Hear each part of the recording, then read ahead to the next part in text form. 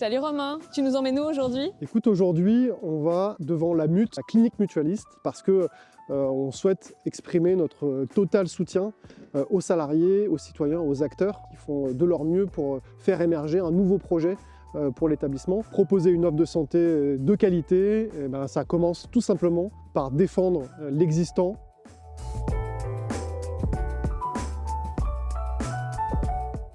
Nous sommes dans le secteur 1.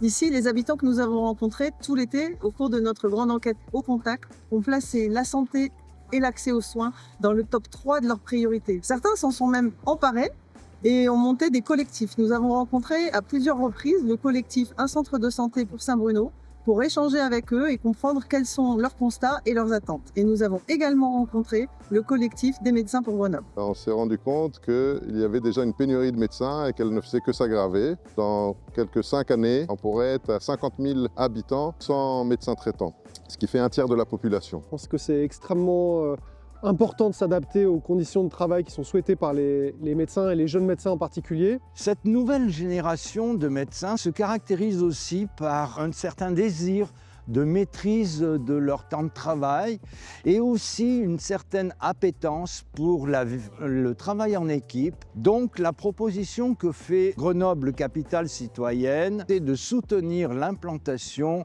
de centres de santé ou de maisons de santé dans chaque quartier de la ville. Et pour ça, la ville, elle peut accompagner, par exemple, sur les enjeux de foncier, trouver des locaux, faire du relationnel, de la mise en lien pour identifier par exemple des dispositifs financiers. Et la ville, elle peut jouer ce rôle un petit peu de guichet accompagnateur unique.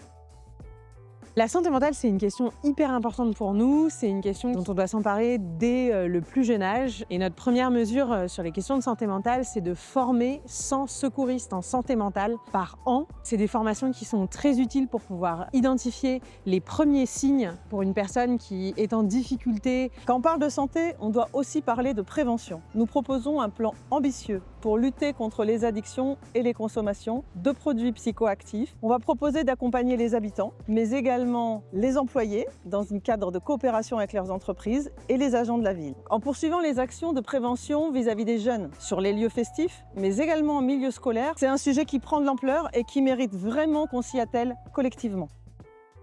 La santé, c'est bien évidemment un fil rouge du projet politique de Grenoble Capitale Citoyenne. On a beaucoup parlé d'accès aux soins parce que c'est le premier irritant pour les habitantes et les habitants. On n'oublie pas pour autant les enjeux en matière de prévention et de santé mentale. Tout ça, c'est le cœur même de ce que porte Grenoble Capitale Citoyenne, renforcer les services en proximité